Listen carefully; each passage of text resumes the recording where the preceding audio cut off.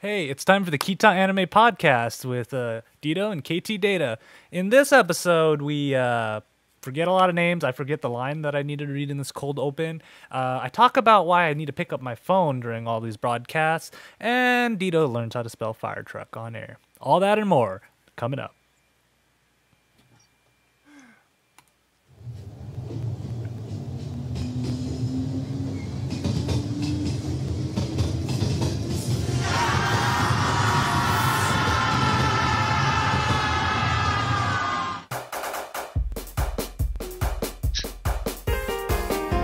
You know what time it is? This time with the right intro? It's time for the Ktdata Anime Podcast. Oh boy. Welcome to the Ktdata Anime Podcast for November 22nd, 2011. The Ktdata Anime Podcast is brought to you by the Ktdata Anime Podcast. Why? Because we don't really have a sponsor, so let's just sponsor ourselves. Ain't that a little bit meta? No. No? No? How you doing today, Deedo? Not bad, actually. Can't really say there's that bad stuff going on right now. Are you excited for the Thanksgiving weekend?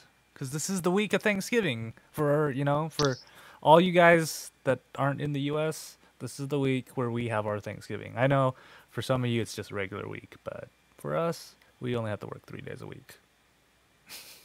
I wish I don't work 3 days a week. What? Do you have to work on Friday? Yes, I do. Oh, that bites. That really bites.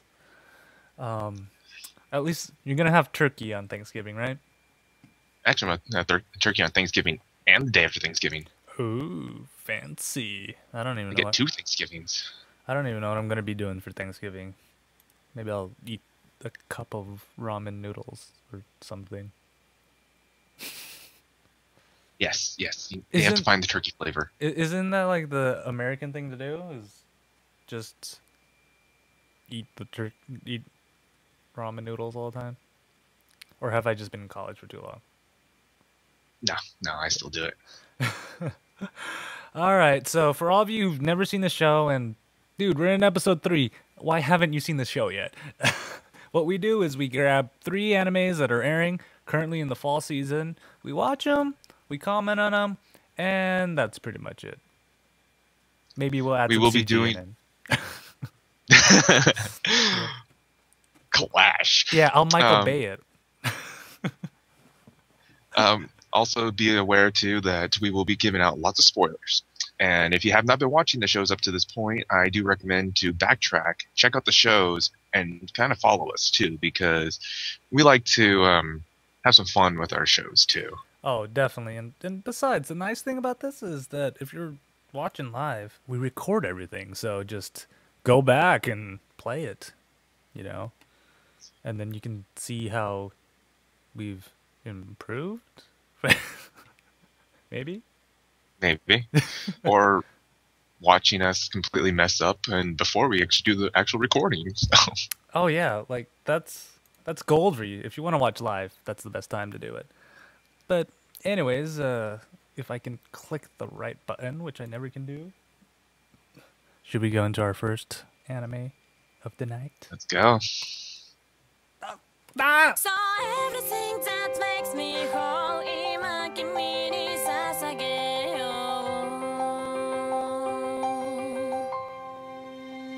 I'm your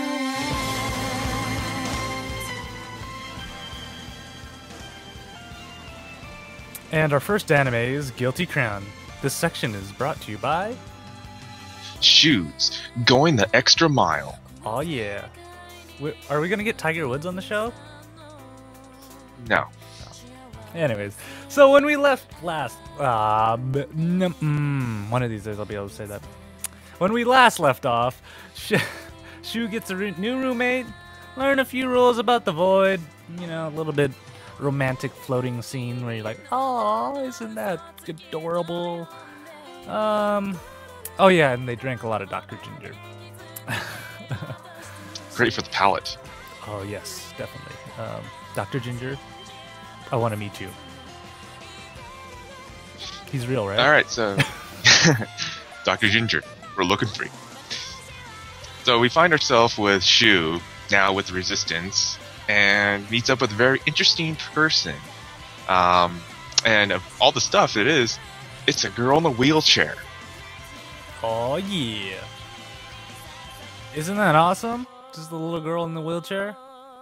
Don't you Yeah, agree? you would not think too much, like a soldier in a wheelchair, probably has lots of mental combat experience because she's one of the pilots of those mechs and everything. No, she'll kick your ass sideways. I mean, she literally does a wheelchair sweep, knocking people off the ground. I mean, come on.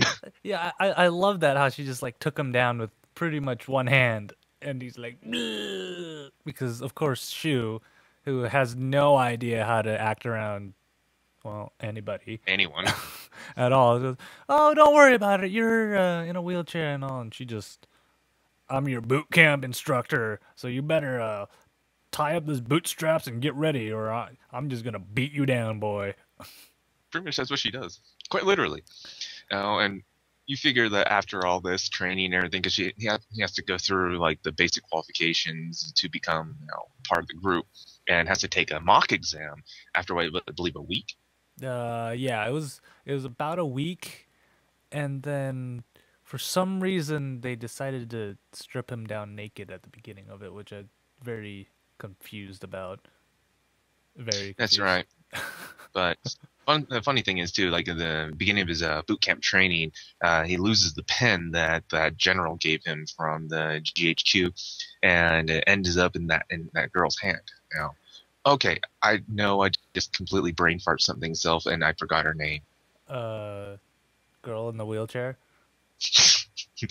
We'll call her. I don't even remember what I had for lunch. You It's think I'm, horrible, but I know someone's gonna flame me for it later. you think I'm gonna remember this? I watched this yesterday, Deedo. If I can't remember what I had for lunch, I'm not gonna remember names from yesterday. Maybe we should You're write talking about these. me who can't remember names worth of crap. Yeah, the girl in the wheelchair. One of these days we'll be smart enough to write their names down in this doc, right? Yeah, one Maybe. of these days. But so she ends up making like a deal with him, trying to see if she can actually. If he beats her in the mock exam, she'll give the pen back. Yeah, And like, she was at this point right now where he just doesn't understand, or he doesn't know if he can trust the resistance or if he should be able to trust the general. So it's just kind of nice to see that he is he's developing some kind of backbone now, kind of. sort of, maybe. I don't know. Did you not see him try to shoot an automatic weapon? That was ugly. Oh, I think he did better than me. I don't think he even got to the trigger. But yeah, and I love how like nobody knows what that pen is, and then he just stares at it, and she's like balancing it on your nose. I wanted to learn how to balance a pen on my nose. I never could figure out how to do the pen and flip around your thumb. I can never figure that out. I've tried it so many times. I can But never really figure it out. maybe I can try this. You think this is gonna work? No. No. Oh, you actually. Oh. I'm not dexterity. Whatever that large word is that I can't say. But yeah, we actually see her at least soften up a little bit when we see Inori and Guy sneak off into the room and Shu sees them. Yeah, I wonder what's going on there. Apparently, like she does it 2-3 times a month. I was kind of worried that they have to schedule activities like that. Yeah, I know, huh? They just figure that you just go on the spur of the moment, like most humans do. Yeah, so or is it just me? I don't know. I usually just wait for my phone to go off and then. Whoa! I don't want to know about your weekend. Anyways, this is why I have important phone calls I need to pick up during the show. We'll just call that for right now. But as we see, like later on, during the mock exam, and she's now pursuing Shu. In Steiner of like, so from what is it, episode, what are we on? Episode 3 was it? They steal the guy's enclave, or however you say it. And she's controlling it now, which is nuts. And apparently somehow she figured out his name was Steiner, which, you look at them, they don't have any names painted on them, so somehow she figured that one out, and I don't know how, but she did. Maybe they'll Uh, figure. Maybe we'll hear about it sooner or later because we still have more. We're not even a fourth of the way through, really. yeah, that's true. But we find that Shu kind of finds one like that one resistance member that was trying to give him advice about Guy and not to really judge people, just to kind of give it a shot and everything. Ends up using his void powers to pull out a void from him, and ends up being some kind of tuning fork that completely envelops darkness or something. Yeah, I can't really explain it. It's a big ball of black hole. globness. Yeah, think of like a smoke bomb and a giant bubble, and with the smoke bomb just exploding inside the bubble, and you can't see anything. That's essentially what it was. Or essentially, you take a stick of dynamite, stick it in a squid's ass, and then push force field around it and explode. Have you done this in real life before? You seem to be a little bit of an expert on this. I'm kind of worried.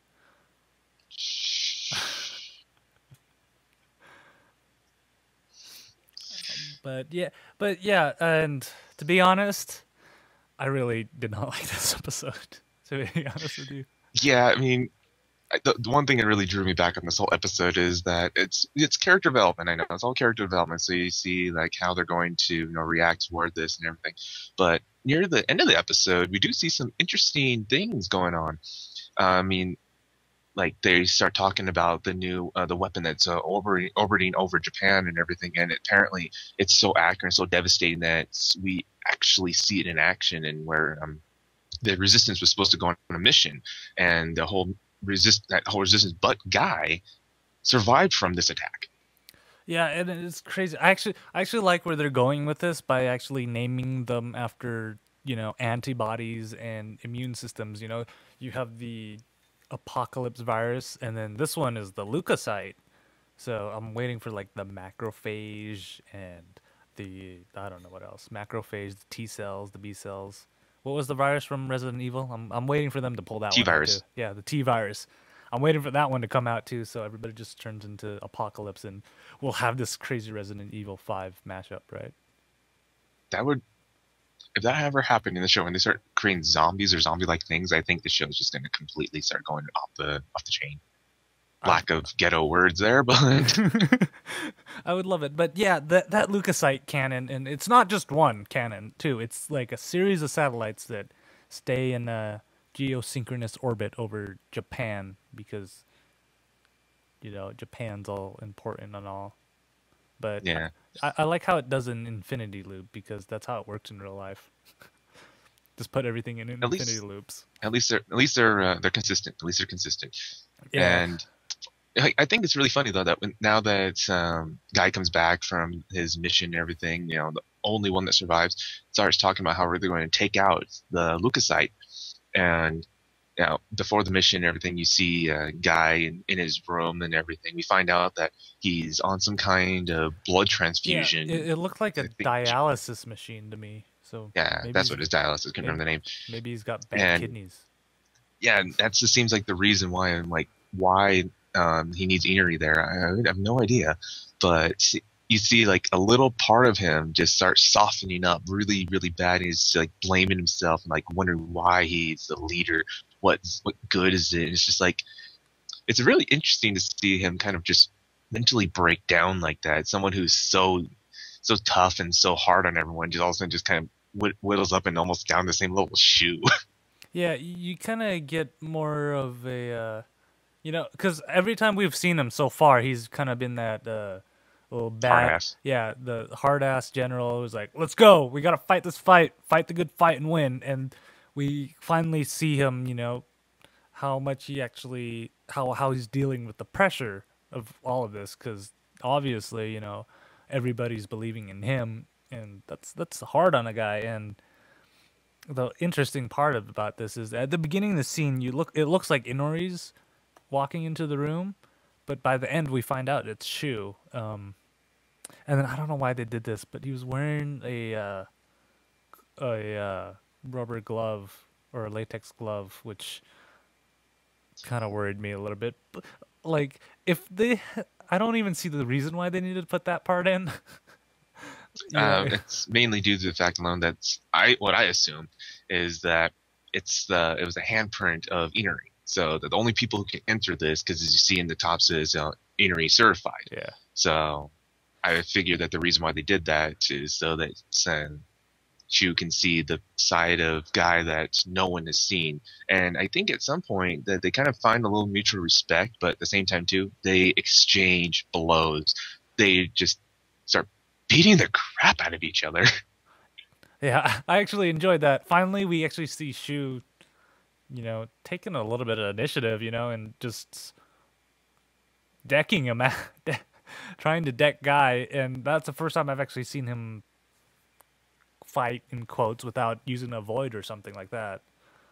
Yeah, So, it's kind of nice to see that even though that Guy is like taking the burden, carrying all that guilt and sorrow with him, from everyone who he's lost through the years, I guess, and just like letting someone else in, because apparently Inari's the only other one that knows about the side of Guy, and it seems like it got to Shu because now that he's going to participate in the mission that he originally was not going to.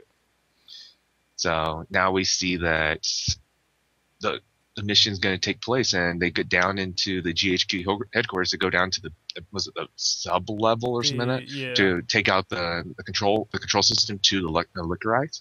Yeah. And then, of course, you got to have the glitch, can't touch it, or it just shuts down type of thing. Where we get that other kid. The Noisy Cricket kid. Yeah, that's the best. That's the best name from the Noisy Cricket kid. Yeah, he goes down there with them because they need his void to control the satellite orbit. Yeah, and then of course we have our favorite action that we see in Guilty Crown, groping. Yes, but male groping. Yeah. But you have to announce this too, because this is one of the funnier parts, and like for anyone who's ever shot a gun, for all you people out there who are gun fanatics, whoever shoots a gun like a G, I still say you're not accurate. You cannot be accurate with that side. You really can't. But apparently Inari is. Inari shoots like a G and is accurate as hell. Well, that's what she does, YouTube star during the day, gangsta at night. Apparently. It all works out, right? Yeah. I'm all for it. I'm totally all for it. Only in movies and anime is where you can shoot like a G and still get a headshot. Oh yeah. But did you notice that it didn't even look like he fired the Noisy Cricket at all during that scene? You just see him aim, and then it just cuts away to that scene where Guys just takes out an enclave in one shot. Yeah, because we see our Steiner come back and starts going ballistic in there because I guess he's like a neat freak or something. Doesn't like to be touched type person. Yeah. And they touched his Steiner, so he's all sorts of bent out of shape. Yeah, and it's nuts how they just switched the. Is it Enslave? I think, just like in Full Metal Alchemist, or no, it's not. It's not Enslave. I know that much. I don't think I caught the name of that one. Yeah. That's horrible. That's horrible. We just watch these shows and we can't even like name those robots' names. I'm pretty sure someone's out there like shouting at us, going, "It's this, it's this," and we're just you noobs. How are you guys professionals? Remember, send us a feedback at ktdata.net. But yeah, we find ourselves with Shu shooting out his Noisy Cricket and stopping the satellite's orbit, and then our Steiner comes in, starts going ballistic. Guy, single-handedly takes it out, and because of his ballisticness, he damages the control unit, so it starts going out of control. So, like, one of the satellites starts falling on orbit, and guess what? It's coming right at you. For Tokyo. Oh yeah. No, yeah. Yeah. I just love how random that is too. It's like, it just happened to get grazed at the right time where it just hit the thrusters and the satellite's just dropping in. I was like, really? Yeah. But this is about when we learned about this pen, what the actual pen is supposed to signify.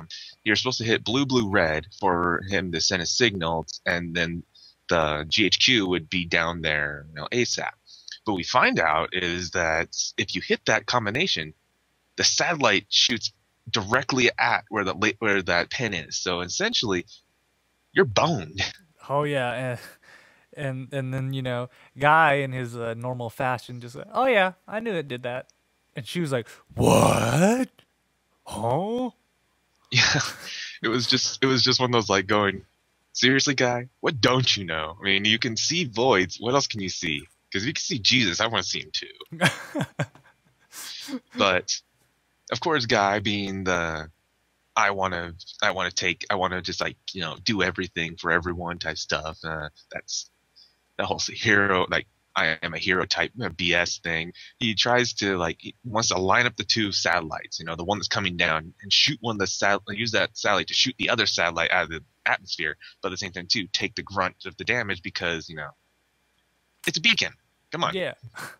I thought that was interesting because I swear at the beginning they're like, oh, once a satellite goes out of range, we gotta wait for another one, and I'm like, huh?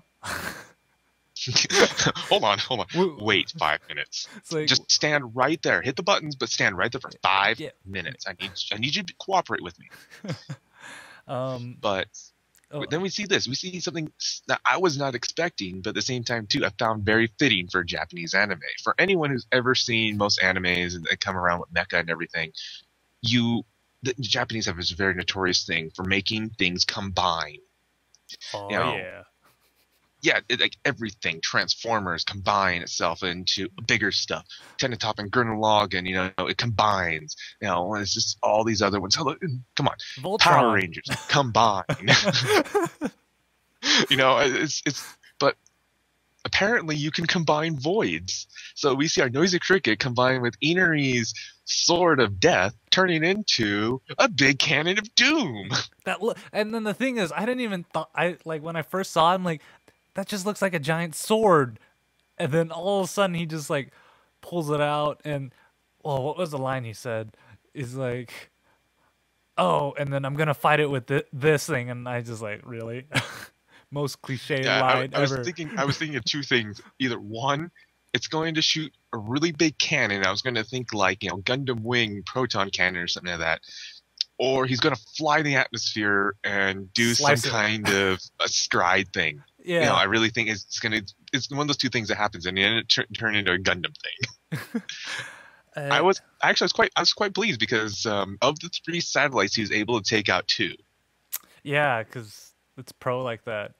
I was really hoping they would press the button so the beams would collide and you get this little cross the stream thing and a giant explosion in the air, but they didn't want to do that. Don't cross the stream. Sorry, I had to quote that. But I want to, man. So I just found that to be so interesting itself. But after everything's said and done, we have Shu and Guy sitting there on the top of the tower after Aftermath, and they seem to kind of reconcile to that now they kind of respect each other. Or maybe it's just gay love. I don't know. Maybe it's just some Yuri thing going on. I don't know, man. You got the flames going all around them, and they're just staring around, and you get that weird pan angle. I'm like, are they gonna kiss or punch each other or what? I know. It's I think the funny thing about most animes is they tell that men always likes to express themselves by their fists. So I'm just thinking, are they gonna beat each other or beat each other? I wasn't very sure.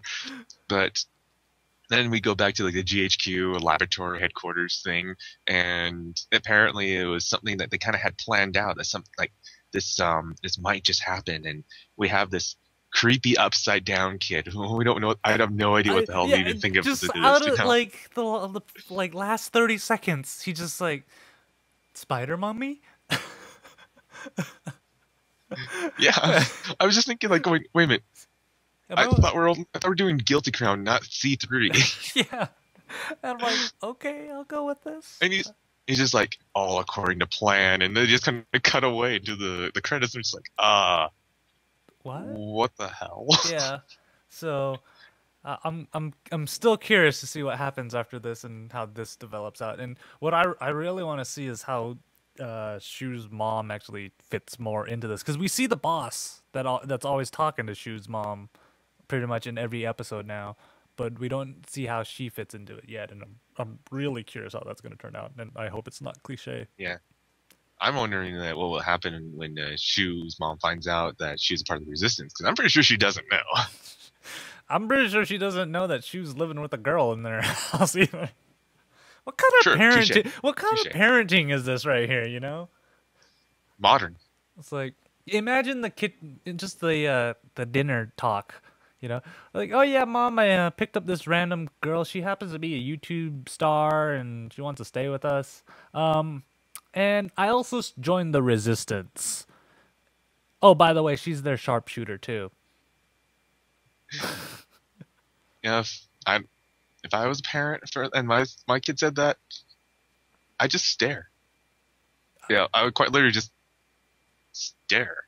Yeah, I think one of two things are gonna happen when this. I guarantee you, they're probably gonna put this scene somewhere in the anime, and then she's gonna either pull a gun on him, or just like panic and run out of the room. Who knows? Maybe she won't be surprised at all and knows what's going on all entirely. And Yeah. then just stab him. Yeah, it'll turn into something like, who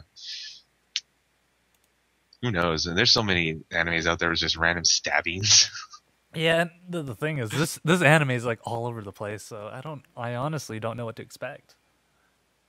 It's true. I mean, it's getting good. I mean, this is one of the shows I'm quite.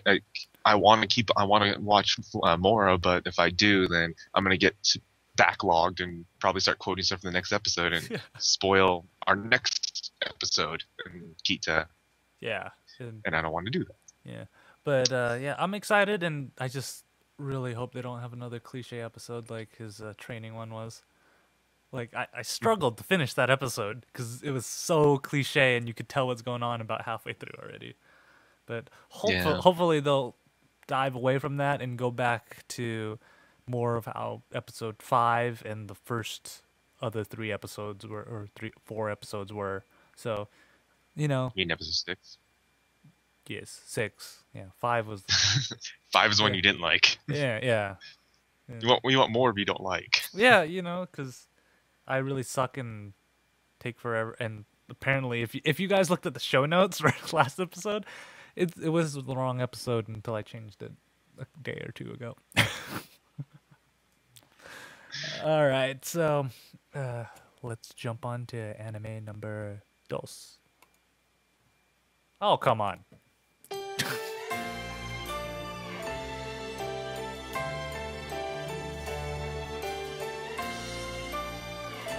JT at his best.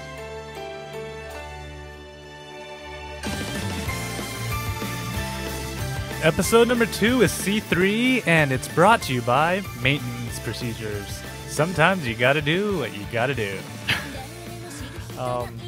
Yeah. Last we left off with humans being the real curses to all the curse items, crazy women with monkey blood in it, and a fear butting in for being selfish. I really wanted just to call that episode Selfishness. Because, Yeah, you really want to, because like we have our giant crazy girl with a giant axe with monkey blood in it going after a boy with its sword. And he, I don't know, it's just like they're all just trying to like justify themselves somehow. I think the whole show it's going on very interesting right now. yeah, and then, you know, it essentially, they just made selfishness a scapegoat for everything. Yeah, much. But it's not all to dismay. That's the greatest part too, because you know, after they come back in there, we show that Fear wants to try to change. She doesn't want to be tied down by her past, so she's not looking to be forgiven for her sins or for her curses and everything. She just wants to be of use. So it's kind of a little interesting twist that I was expecting from someone who's going psycho and cutting off monkey arms and pools of blood everywhere and just doing all the fun junk. But she ends up butting into this fight and everything that both they're trying to keep her away from. And in reality, she just comes in and nails crazy woman, crazy like. Easy, Betty. I really just want to call her crazy bitch. I really just want to call her crazy bitch. Considering we don't know anybody's name anyways, why not? Well, it's supposed to be like Pevy, like Pevry, I think her name was. But I just can't call her that. I really can't. But we see Fear come in and just totally like knee her in the head and just knock her through the walls, breaking the house again. I mean, yeah, and you know what I really loved about this battle is that they just leave her in the house. Yeah, I mean, instead of taking the initiative attack where Fear obviously dazed her because knocked her across the yard, knocked into the house, and this paper door breaks, but this paper wall stops her. Yeah, and it's still in their house that they live in, and they think they're like, all right, let's go. What? And of all the things you can do, you run into the storeroom. Yeah. I know communication is important and everything, but after you finish the villain, after. Yeah, and the thing is, the storeroom's not even on the first floor. It's on the second floor, so they go upstairs. I know. It's like, there has to be more to this than just that. I mean, it's hilarious that like inconsistency of the show, but it's so needed too, because they needed to like have a breather, talk about like how his hand is starting to go limp and everything, blah blah blah. Which they don't even mention again after that. They don't. I mean, that's the greatest part too. But here, this is kind of what, if anyone here, who's ever been watching the show with us and have seen this show and following with us on this, they would suspect hostage time. So their student body president now decides to, and I'm sticking with that name. Kind of pay them a visit, and sure enough, she becomes the next hostage. And then. To be honest, out of all the shows we're watching right now, this, for some crazy perverse reason, this one's my favorite out of the three that we're watching. No, I really think it's just because the show starts out very lighthearted. We figure it's gonna be like this just nice little show with a little bit of action and all this stuff. No, it's starting to turn out to be a very, very seriously dark show. And then it pulls out an episode like this. Keep on going. I mean, it's a good show. I mean, I'm not denying this is a good show. And then this is, what is it, battle number 3 we've actually seen Fear fight in, and even from the first shot, it looks like you can tell she's fighting. Her style's changed a little bit. It's not the berserker kind of feeling that you got from the other 2 battles. Now it seems to be a little bit more controlled. Yeah, and you see it a lot in this one because. Like she's threatening him, of course, trying to get him out and get Fear out there. But I'm sorry, that smoking countdown is like just creepy and disgusting. I mean, I don't know how you can go through a cigarette that fast. Yeah, I'm really sensitive to cigarette smoke and everything, and it makes me nauseous. But seeing this and just like you're able to count down and smoke at the same time, that's some talent that not many people can possess, and did creep me out a little. Yeah, kids, don't smoke. It's bad stuff. But yeah, and then I like how when Fear jumps out, she's like, I'm not Fear in box anymore. I have Cube. A new name, or yeah, Fear in Cube. Why did I? Yeah, and I'm like, I'm a different Fear. I'm like, Fear out of Cube. She's thinking out of the box. Ooh. I see what you did there. and then Yeah, she pull. I've discovered she kind of likes that little banner sword thing as her favorite weapon of choice. Have you noticed that in the Yeah, battles? yeah. Um, That that sword is kind of wicked and yeah, very interesting. But I find it funny like her fighting style after that point because before like Pevi, crazy bitch, ever decides to like starts attacking, she hacks the student body president. You know, it was Unos yeah. or Purple hair girls. I'm calling her that. it's like I think it's Unis. But anyways, it's like she almost lost it. She almost went to berserker mode again, but she's able to pull herself out. So it Yeah. seems that she is slowly changing into what she wants to be. And then, surprise, surprise, Unos has a few tricks up her sleeves too. You know, because everybody's like, "Oh no, she's dead. The innocent student body president is dead. Oh no!" And then all of Yeah. a sudden, But slap. you can't go with that too. This is the thing that I found the funniest too is that she bring like when Fear comes out, she has that Iron Maiden looking thing and threatens that she's going to use it on her. But in reality, we see that it's a trap. I mean, they come out and totally just wrist slap her, drops the axe into the air, and like a trained dog, I have to say she's a trained dog of this. Yeah. She jumps and grabs it with her freaking teeth. I know that was nuts because like you know she just like and just like And she's hacks it still at him. going after him. It's nuts. I know, I know. like these battles I'm are like, crazy. yeah, she's freaking crazy. And Uh, then you see Uno's come out, and we realize that she's not dead. yeah, Matter of fact, she's quite alive, and and she she can ends up. hold her own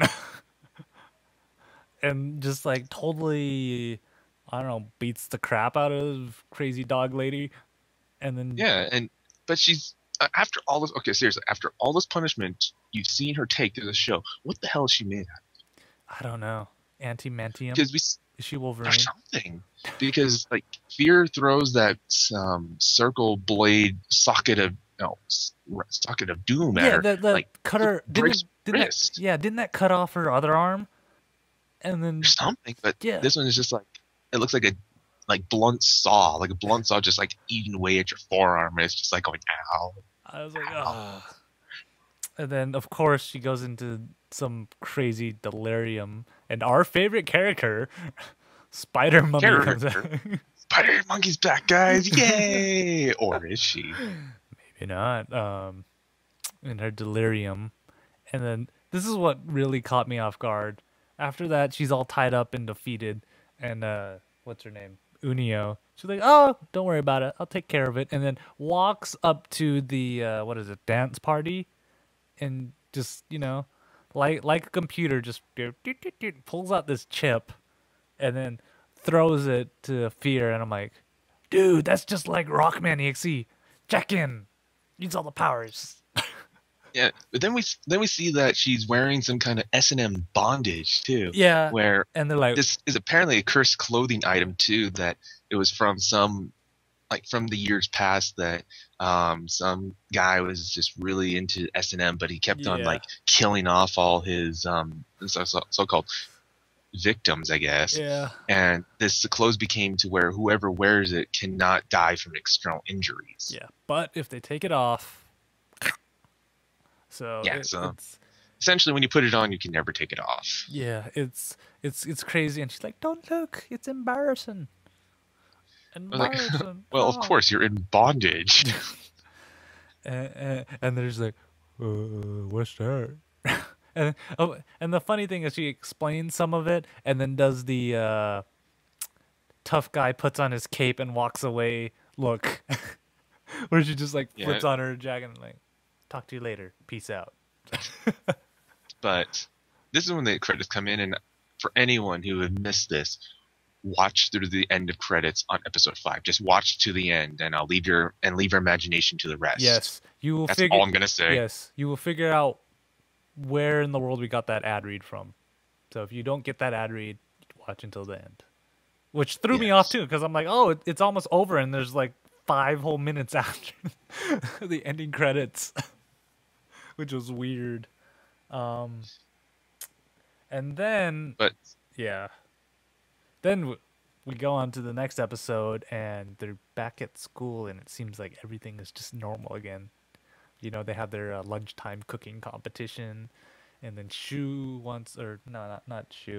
What's this? I'm on the wrong show. What's his next face? page. What's his face? Nice kid, dude. One of these days, we're gonna put their names on there. He wants to talk to Unio about it, but he doesn't want to, let it all out. And of course, his classmates thinks this love. What would you call it? This Love triangle. yeah, it forms into. It looks like that. Is it Haraki? Haraki, that's his name. Yeah, Haraki. Haraki is in a love triangle with Fear. Or no, sorry. No, not Fear yet. It was Komiko or whatever. Kono. Kono-kun. That's Kono. Yeah, Kono. That's how I remember it. And Unio, which was I love it. They have like this. Right. Yeah, they have this like deep secret, and everybody just thinks they're it's some complicated love triangle, soon to be square, when Fear just starts interrupting. Yeah, and she doesn't even know what a love triangle is. That just made me laugh. I'm like, oh, you're in a world of hurt. Huh? But find out that like once they're outside, there's actually a name for this S&M bondage. It's called. Let's see if I can get this right. You can say this. The- I'm not even gonna try. It's like I can't. Let's see. Grimstorm's love. It's apparently what makes you some kind of immortal. And then she has two of them actually. There's that whip thing that she was able to take the pistol out. Is called Kurikawa Karen. It was apparently by like a thief or something. It was his prized weapon. So Yeah. well, at least we learned the name of these cursed items. And so, because everybody has a cursed item, and I can't enunciate any of them because they're all like German. At least it's not the Hakshu fine in my buttocks or something. Anyways, but we learned that Unio is a part of an organization too that apparently all they want to do is study and look at and experiment with cursed items. And here we go with this weird long name called see if I can get this correctly again, Yumigawa Penturko's Laboratory Kingdom. And from the judging of the show, or judging from what they're going to explain it, I think it's full of quacks. Yeah, and the funny thing is, like, you see the back. If you watch the scene when she's explaining about the laboratory kingdom, you look at the animations of all the guys. They look like they're nuts. It's just these guys in lab coats laughing hysterically, or just going in the background. I'm like, what? They have beakers, fire, just like they're experimenting some of this like sides crazy smile on their face. Just like I'm like, yes. Yeah, I would not want to go there alone. And then the funny thing is, like, right before that, they were explaining about the Knights of whatchamacallit that crazy lady is part of. And you see just all these like knights in armor and everything, and then you just change to the crazy laboratory science going which I'm like, okay, that makes your group look legit right there. I know, it's like the lesser of two evils. And like, this is the one weird thing about the show is they cut the show in such an odd way, because we're up to episode 6, and I swear 2 battles they cut them right in the middle of the battle, and then this one, where you expect the show to end, is like halfway through episode 6, and they just start a brand new like story arc, right in the middle of episode 6, and I'm like, what? Like, as soon as we get our masked what is he? Like the chairman? Yeah, the superintendent. Superintendent. Yeah, superintendent. Yeah, it's the masked superintendent asking him about another cursed item he found that apparently was empty, that's supposed to have a doll in it. And we meet up with another character, that another student or another classmate of Hiraki's, and then we find that this cursed doll was actually owned by her, and it just Then gets really, really creepy from there. I mean, yeah, they learn that she's like hates humans for being abandoned or something. yeah. It's you know, she's one of those toys that got tossed away when you started growing older, you know, and stuck in the what is it, the suitcase, or Yeah, there's no word for it. I the can't suitcase. remember. Yeah, the No, it suitcase, was a whatever. suitcase. Yeah. But unlike how Pixar are going to describe toys that are not played with anymore, this one goes crazy. You got a friend in me. So Oh, I they'll guess probably this this one will is probably put a friend in somebody, but cut it open, cut them open, and put a friend in them. yeah, But and she has this crazy ability to suck the life force out of any like student that's around, and there's been this rash fainting. collapsing of students, and the infirmary, which seems oddly large, is filling up of just students who've passed out. And Yeah, but the funny thing is too is like only a few people actually know what's going on. They're just kind of saying that fatigue or something like that. But she doesn't actually try to kill humans by that way. You know, she just needs their life force, but hates them too. So I find that kind of redundant. yeah, I kind hate of. humans, but I need you to live. Yeah, it's kind of just this love hate, or you know, this weird symbiosis that she just needs them for food, and otherwise she hates them, kind of thing. Yeah. And So then I find it just funny that after everything's said and done, that we find ourselves with Hiraki getting called out to the field where the crazy doll chick is, and just kind of, I'm not sure if it's threatening him or kind of giving advice, just kind of like, watch your friends. And then we cut down to hearing that someone else fainted, and dun dun dun, who is our next victim? it just happens to be our lovable Japanese cursed sword, Kono. And then we actually missed an important part about this. During this whole part, we have Fear going around. Detective Fear, gonna solve crime and help this cursed object out.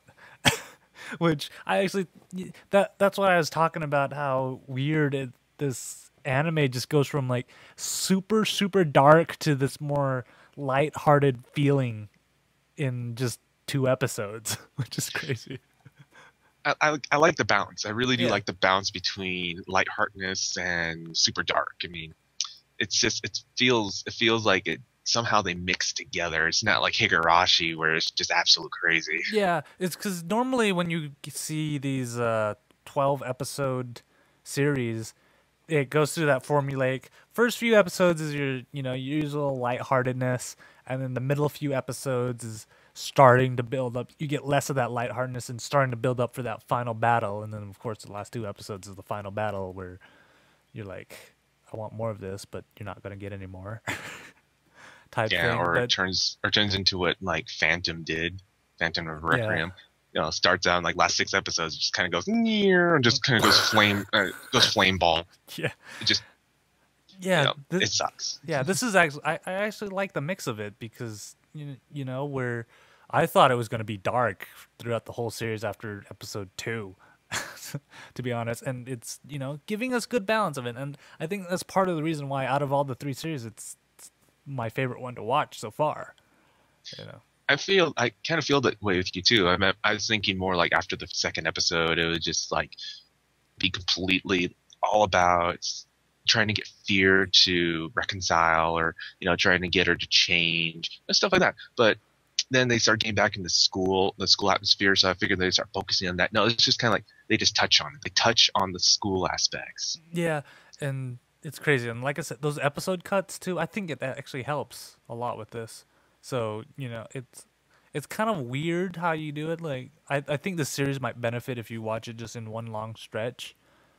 But it's I think it works. I guess it just like this whole show. It's really unexpected when each episode and when they'll Yeah. start a new storyline or not. So I actually like it. And then this episode leaves us, of course, in the middle of the story with another cliffhanger.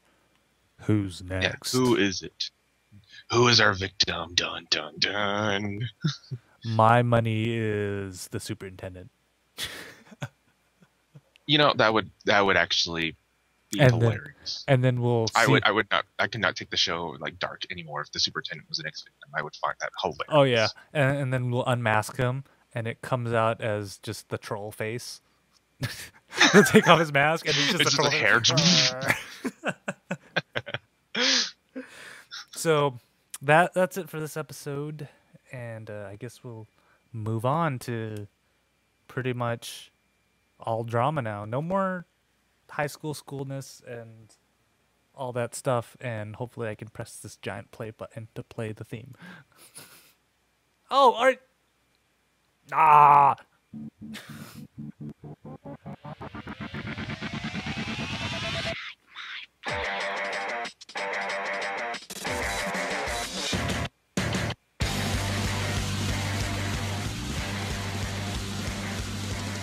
Our next series is Shakugan No Shana 3 or Shakugan No Shana Final, whatever you want to call it.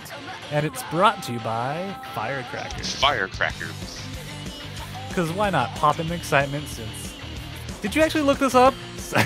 Yes, I did. Since the 7th century in China. I'm like, wow, he's either got good trivia memory or he looked this up. But I'm like, Because I couldn't remember exactly when the first fireworks ever came out, so I did a quick search on him. Like, wow, 7th century China, huh? Cool, I'm gonna use that. that was good. I gotta say, that was good. So, how about you tell us where we last left off on this? Okay, when we last left off, we found that Shauna and Yuji have reunited and found out that he's became the leader of Ball Mask. And so then Shauna and Yuji, of course, started having their fights because Ball Mask has always been the Flame Haze's enemy. Oh, that fights and rivalry, stuff. you know. Can't they just take a break? Can we all just get along? What can't Then we be find that friends? Yuji just totally kicks some ass, takes names left and right. Marjorie and Carmel gets put into a giant silver bubble. Marjorie freaks the hell out, passes out. Oh, that still creeps me out. Carmel has to defend them in this giant silver ball. It's just like shit just hits the fan for them. I know, and then like throughout this whole thing, Yuji doesn't even break a sweat. He's just like, No, he eh. And so then this is where I thought it was weird. Normally when they cut off with a cliffhanger there, I would expect this to start off with him still flying back to Ball Mask and Shauna gains consciousness. No. We just go straight to. It looks like she's been there for quite a while in the Ball Mask headquarters, and they've literally just stripped her of everything, so she can't use any of her powers or anything. She's pretty much a normal girl right now.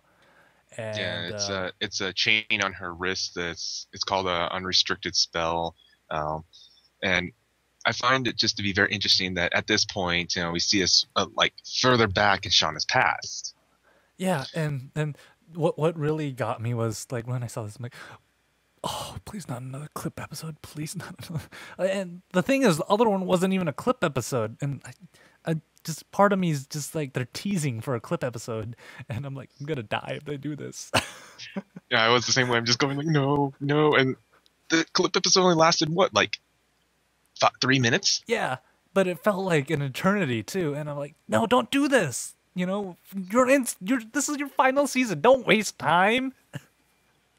But it was a good one though. It actually yeah. gave a little bit more backstory to like who, like when Shauna was like even younger than she was shown in there in the previous clip shows back in season 1.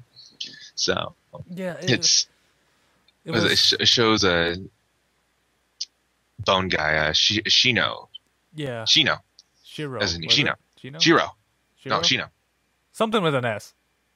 SHNINO or something. I think it's Shino. MICK. Anyways. Something like that. FUCK. Whatever. We got this. Your name's Greg, right? Yeah. No podcast didn't catch that. But yeah, and the weird thing about these clips are they're not really clips, but they seem like clips. Yeah, it's like just fragments. It's just like story, like just pieces of the story fragments that happened way before she even became a flame hand, before she even started training. But then you see that, like the grandma of like the flame hazes. I don't even know what to even call her I don't, technically. it was freaky seeing Yeah. her without her thing on her head. Yeah, I was like, who in it's the without her. what? Right. Yeah, it's actually one of the denizens, like one of the flame haze denizens. That takes the form of that veil. I don't know what to call it. Yeah. The hat. That's like that Christian nun hat that she's wearing. And, I didn't even think about that when I first saw it and they start talking. And I'm just going like, oh, yes, that's right. They all take forms and shapes of their master's wishes. So I just completely threw me off there for like a quick second. yeah, and then like you just don't realize. Wait a minute, she's like the head of all of this. This is not weird at all. No, not at all. But it's just nice to see that after everything's said and done, we like, Shauna's being treated like a princess, basically, and just in a nice, luxurious room. Got her own able servant. just like has her own servant to do what she wants. But it's Yuji starts to come and pay Shauna a visit, and at this point, we find that after Shauna's big defeat by Yuji, Yeah. that she's like got this phobia or this like omen about Yuji now. Yeah, like she just, she doesn't really see him. She just sees this black hand trying to grab her in ominous fashion. Everything just goes back and just type of thing. Well, if a black hand was trying to grab me, I would just Yeah, scream like a little girl. she- Wait, like I've seen a spider. Oh, good. Watch out for that tarantula. But yeah, and then this is one of the few times you'll see in an anime where the guy is like right on top of the girl, and both of them don't turn red at all. Yeah. They really made the scene awkward, and I love it because that's how it was supposed to be. Just this awkward moment where both of them just are like, and like Shauna's just broken down completely, which is a side you really don't see because usually she's a little ticked and going, "I'm gonna beat you down." She's always the aggressive. She's always on the aggressive side, always like taking charge and everything. And then Yuji just comes around and she just kind of like just doesn't like so torn. Yeah. She's just so torn with it because she sees Yuji, knows it's Yuji, but it's just like just can't shake that ominous feel. And she just and at that point itself, she just kind of like tells him off, and Yuji kind of like Bleh. gets Did I yeah, not it's brush just my like, teeth?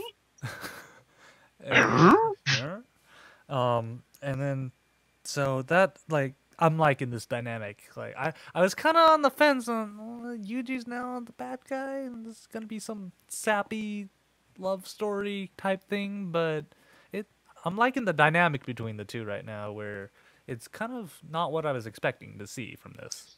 yeah. I was more expecting that at some point maybe Sean even joins Ball Mask because the deal that was made between Alistair and Yuji is that Alistair would stay with the Yuji and see what Ball Mask really does. Yeah, but like it's totally opposite where she's literally scared. I can't say that word on air. She- of Ball Mask and even Yuji right now, and it's nuts. And then so that's a good half of the episode, and the other half is just this build up for this impending mass war that you're getting. Is like all the how do you say it? All the like the generals of Ball Mask are convening Yeah. and like planning. And then you can even see that the the flame whatchamacallit. No, I can't remember the name. Flame haze. The flame haze. They're arming up too because what's her name? The maid Carmel. She's trying to. Yeah. She wants to go get Shauna, and she's pretty much calling everybody for backup. And they're like, we can't help you right now. We gotta man the battle stations and the hatches. Can't let them come get us. Yeah, it was Yeah. just I find this whole like as preparation for war because their Shanghai center got completely devastated from just one ball mask general. So this and as they're planning out, they're saying that in terms of people, they have more manpower. So the ball mask could potentially win against the Flame Hazes if they did a full out Just attack. yeah, But just like a full frontal attack. But both of them are taking kind of defensive things, which is that's really interesting to me.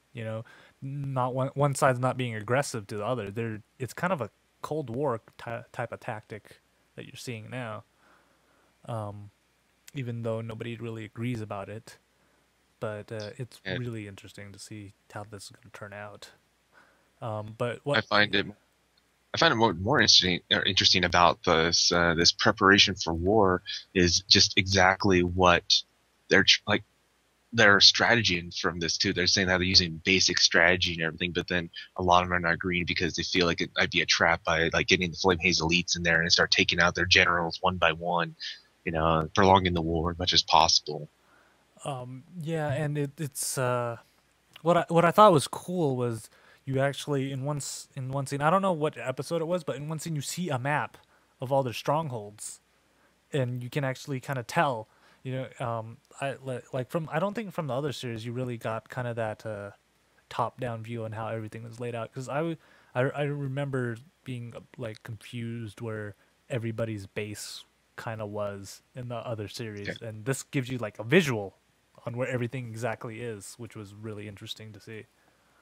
When I first looked at that, the first thing I thought of when I saw all the like how they're like strategizing out how they're going to do, I'm just looking and going risk. It's true because everything's in a box and you're just arrows going everywhere. And then you know what I also noticed was that if you look at all the battle stations on there, like the middle of Asia and the middle of Europe, nothing. It's Yeah, only on the coast. Which I just I have thought this was I have this interesting. impending doom that's like all of that like center part of Asia is just going to be a battlefield. Yeah, I can't wait to see that, and I'm excited. And the episode 6, because the thing is, like, both of these episodes kind of blend into each other because they play well off each other. In episode 6, we like I was alluding to earlier, Carmel, she's trying to go rescue Shauna, and we finally discover what's happened to Sato, and we've just discovered that he's useless and only can get locked in rooms all the time. In a hotel of all places. He gets Yeah. locked in a nice hotel room and I and, guess and in destroys it in a week. He yeah parties so hard that he destroys a room in a week. No, but he was held prisoner. He was held like a kidnap. He was held as a kidnap because of Marjorie sent him. So they just feel they never really explain why they even just kept him there because of Marjorie. It's like he was supposed to be used as a bait. I guess it's used as bait for getting Carmel to join up with the Central Asia's out, uh, outlaw outpost. yeah To join the fight to strengthen their numbers because Carmel is like one of the stronger yeah ones. actually it's Tokyo, isn't it? Yeah, I think that was Tokyo. Tokyo, yeah, Yeah, yeah, the Tokyo stronghold. That's what it was, because or the Tokyo Center outlaw. yeah, Outlaws. Wait, is it Outlaw? Yes. Yeah, outlaw is the center that trains all of them and is where like the Flame Hazes gather for information usually. Yeah, I was getting confused with the Guilty Crown because they all have to have cool names like Outlaw and Undertaker. Why Then don't you have we? Executioner and Excalibur and Uh, Buffalo Bits. yes. um, so that's it. This was an interesting episode because I didn't really expect to learn that much about Carmel. And thinking about it, you don't really know much about her from the other series, and this kind of opens it up a little bit by introducing the Rebecca Reed character. Yeah. Apparently, like Rebecca Reed has been one of those, like the only person has known Carmel for like over 100 years. They've been just old friends, the best way that she put it. But Rebecca Reed has a very interesting habit of blowing stuff up. My kind of lady, and I didn't even realize this until like the end of the episode. Apparently, Rebecca reads the head general or person at the Tokyo headquarters of the of the Outlaws, and she just like I love it. She's kind of if Roy Mustang let loose and was a little bit lighthearted, I think it would be her. Just It's blowing true. up Yeah, stuff. yeah. It's like this is probably like the female version of Roy Mustang let loose. Yeah, and she just blows everything up. And her nice calling card is when she blows stuff up indoors, the sprinklers go off and everybody gets soaked. Yes. But yeah, I swear, after Sato gets out of after he's got blown out of the hotel room, guess what happens? Yeah. He gets locked in another room in the infirmary this time. Yeah. So it's from one room to another, and after this, we learn that what is going on, or that because once he finds out that Marjorie's like unconscious in a coma and all the stuff, he wants to head back, trying to help her Help in his any way. lover. But in the end, she just kind of looks and going like, "What are you gonna do? What can you do for this person?" Like, so she just kind of like played that like hard ass kind of thing, just then locks him in the room and leaves, and he's just pounding away, and she's all she can really say is youth being reckless. Yeah. And then we go and we kind of discover some of the plans for Outlaw with the other guy, the guy with the rose that I'm not too big of a fan of.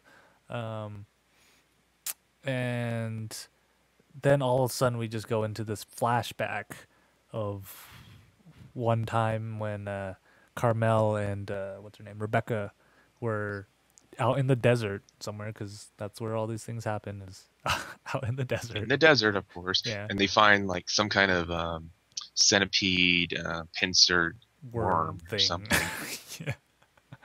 And of course, Rebecca, her being the firebrand, she just goes all out and thinks she's got it destroyed. And then all of a sudden, you just see Carmel just shooting out whip things, which really looked similar to what Yumio in C3 had. If you didn't notice that, I'm like, what? And just like takes out one of the pincer things that she missed that was right behind it, about to get her.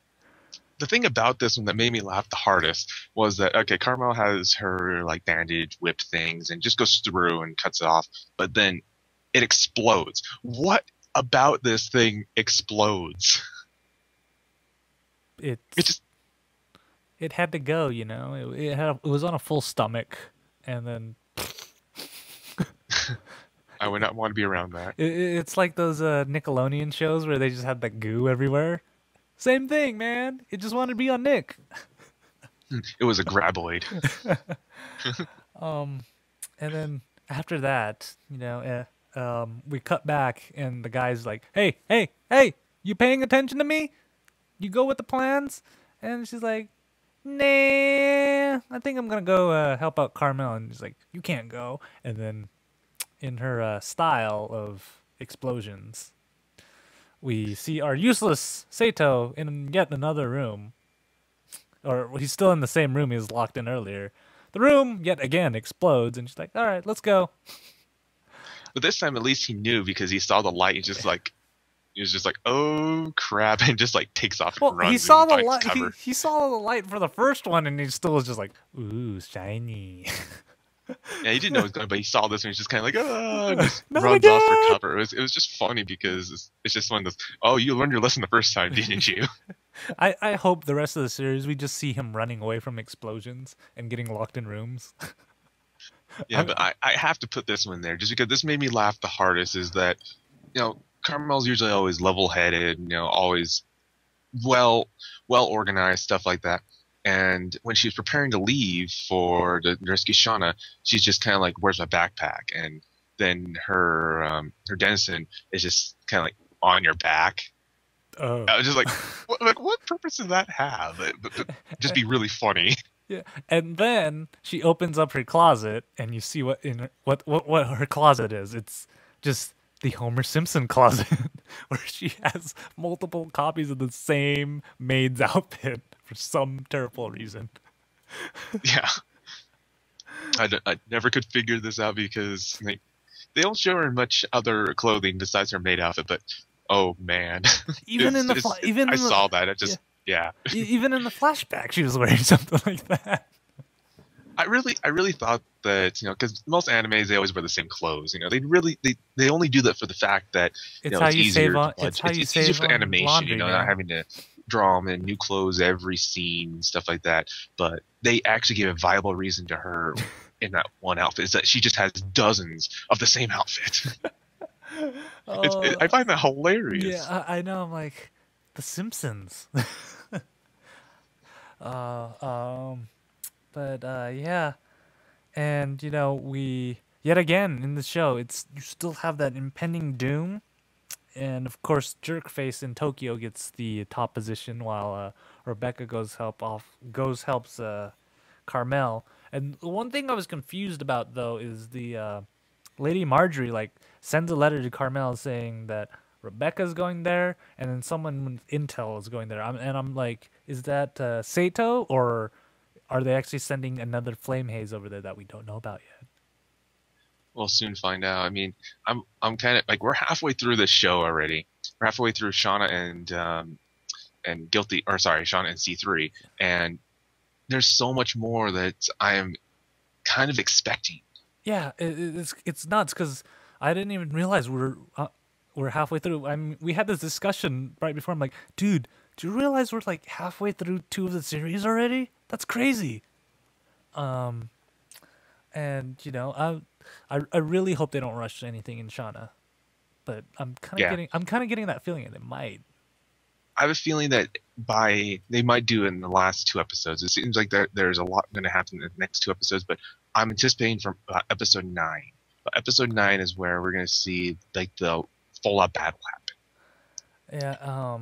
So I'll be watching, and hopefully all you guys out there will be watching with us and can have a discussion. If you have any feedback on about any of these 3 series and how you feel about them, or if you need to catch up, just want more info on it, please leave us comments at kita@ktdata.net. I have this mail theme that I really want to play, but nobody sent us the email yet. I'm really sad about that. Also, the same thing too is that once Shauna 3 and C3 does finish up, we will be choosing 2 more 12-episode series, and we'd like to see what others want us to do. We're willing to watch just about anything that's as long as it's 12 episodes, and we can do our show, our Kita, on those. Yeah. If not, we'll probably just choose some. We'll just probably choose something random. Yeah, we're gonna go watch 12 episodes of the Iron Man anime. Oh, that was horrible. No. Nah. It's like if I go and buy the whole Wolverine manga series. Let's review that too. Let's not and say we didn't. Okay. G4 likes it. And then well, that's pretty much the show, Deedo. I don't really have anything else to say. Do you got anything? Oh, well, before we do our plugs and whatnot. Anything else to mention? Nope. Do check us out on ktdata.net. We will be posting up this random stuff. We should be hopefully getting out our second part of the long overdue Geeks yes, convention. I will definitely get this out by the end of the week. That is my new goal, is that I am going to get day 2 of Geeks out. I promise you guys, I'm going to get day 2 out. That's my new goal. You've heard it here. Chastise me all you want if I don't get it out by the end of this week or sometime that weekend. If you don't see me tweeting about me getting it done and just waiting for it to encode, because I know it's going to be like 2-3 gigs long, because we got over an hour of coverage, more than an hour of coverage. So I'm giving you permission to that. And, for all you guys watching live, but for anybody listening on the podcast, come watch us live. You can actually see me not 90% of the time we mess up. It's me and Deedo, because you don't get to see that. I'll mess up. Yeah. I'll mess up just as much. Yeah, you don't get to see that if you don't watch it live. So make sure you come back. And of course, we're doing it every 2 weeks because me and Deedo, for some odd reason, think we can make this all work. I mean, hey, I got close this time, Deedo. We started at 7:30. I'm getting I'm getting closer We're to almost getting on time. So our next broadcast is in 2 weeks, which is December 6th, 2011. Make sure you guys check that out. And you all, as you asking, yes, I'm gonna get that Kindle Fire review out too. But I gotta get this Geeks video out first because I know people are like, "What is wrong with you, man? You promised me it last week." So I will Don't definitely. forget the anime bonsai too. Yes, the anime bonsai. That's gonna be a lot quicker because again we have this. So and all of you, including you, Deedo, make sure you have a have a good Thanksgiving. And if any of you stay safe, guys. Don't do anything irresponsible, and have fun Black Friday shopping because I'll be here probably Thursday night whenever I get back from Toys R Us. And I'm just going to stay up and do online coverage. So if there's a Black Friday deal, you'll probably hear about it on the stream. We'll play some video games. Maybe I'll attempt to call Deedo on my phone while he's in the trenches out in the cold. And we'll see what happens. So make sure you check us out, ktdata.net. Deedo, as always, thank you for being here because nobody wants to hear me blabber on for an hour. So you helped me balance it out. Thank you all who are watching live. Thank you for listening to the podcasts. And until next time, guys. See ya. Have a happy turkey day, guys.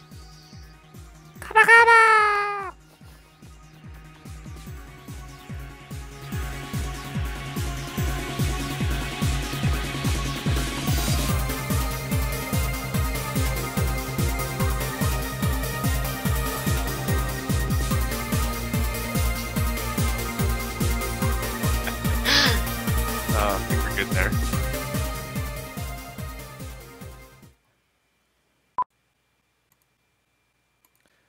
All right. Audio Did we check. get? Okay, I was like, did we get all the inserts? Yeah, we did. I wasn't sure if we had all the inserts in this yet, so I'm just checking out. If not, we can just make them on the fly. Why not? Okay, so sound check.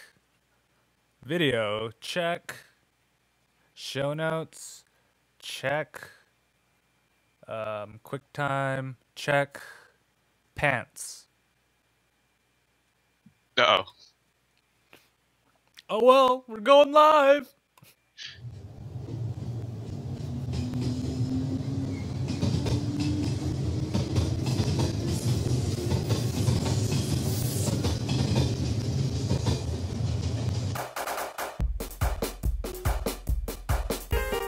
You know what it's time for?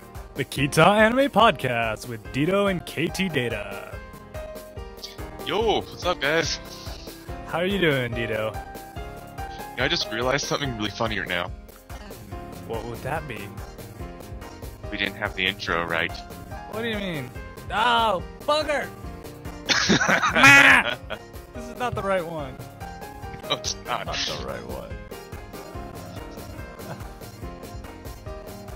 I thought something was off. I'm like, this sounds wrong. It helps when you open the right file. I even labeled it too. Well, labeling it doesn't help when I'm the idiot who clicks on the wrong thing. But I mean, it all got recorded. Yeah, I know. It's and yeah, where is it? Podcast music. The intro. Yes, the intro. That's the one I want. Yes, it is. Yes. Alright. All right. There we go. Take two. All right. Let's try this again, shall we?